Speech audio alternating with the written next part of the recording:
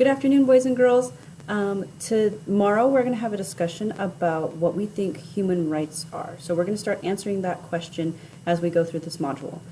What I'm going to have to ask from you is that you guys think about some of the ways in which people treat each other, because we're going to talk about the golden rule. So with that being said, we're going to be looking at some of the ways that people should treat other people. So before we do that, I am going to ask that question when we get to it, but before we do that, I want you to start thinking about some of the ways that you guys, or that students should treat teachers in general.